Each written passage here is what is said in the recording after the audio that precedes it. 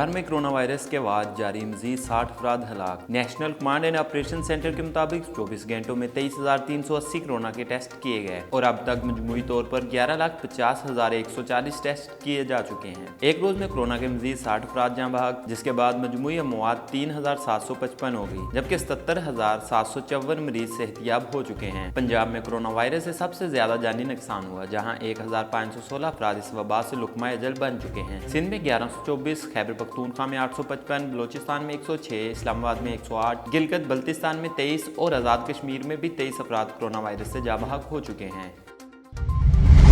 कौमी असम्बली इजलास में वजीर हवाबाजी गुलाम सरवर खान ने PIA 13 हादसा रिपोर्ट पेश करते हुए कहा, बिल्कुल शफाफ और गैर जानबदार तहकीकात हो रही है और इसकी अबूरी रिपोर्ट आज ऐवान में पेश कर रहे हैं। मुकम्मल रिपोर्ट भी ऐवान के सामने पेश की जाएगी, जिसमें तमाम तर वजूहात, मुहरकात और मुआवजे की तफसीलात शामिल होंगी। गुलाम सरवर खान का कहना था कि बदकिस्मती से ये पहला वाकया नहीं है। 72 सालों में तैयारों के हादसा के 12 वाकयात हो चुके हैं। वफाकी वजीर गुलाम सरवर खान ने कहा, एयर कंट्रोलर ने 3 बार पायलट को ऊंचाई से मुतल्लक आगाह किया, तहम पायलट ने एयर कंट्रोलर की हदायत को नजरअंदाज किया। कोताही पायलट और एयर कंट्रोलर दोनों की तरफ से हुई।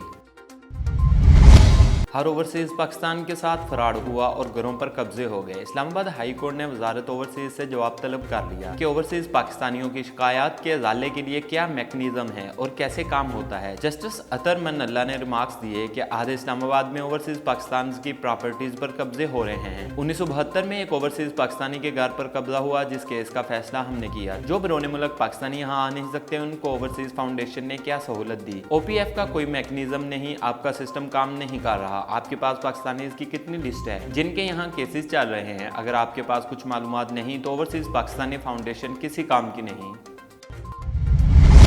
सदर मुस्लिम लीग नून शहबाज शरीफ का कहना है, कोरोना की बजाय वज़रा एक दूसरे से लड़ रहे हैं। शहबाज शरीफ ने ट्वीट करते हुए कहा, कोरोना वायरस मुल्क में बड़े पैमाने पर तबाही मचा रहा है। हजारों अफराद मुतासर हो चुके हैं, सैकड़ों की अमवात वाक़या हो चुकी है। शहबाज शरीफ ने कहा कि कोरोना वायरस के हल के लिए तब्दीली सरकार का गैर संजीदा रवैया सामने आ चुका है। कोरोना वायरस के हल की बजाय हुकूमती वज़रा इस वक्त एक दूसरे से लड़ रहे हैं। इससे पता चलता है कि सियासी मफादात रखने वाला टोला और भानमती का कुंबा इकट्ठा हो चुका है और मुल्क को तबाह कर रहा है।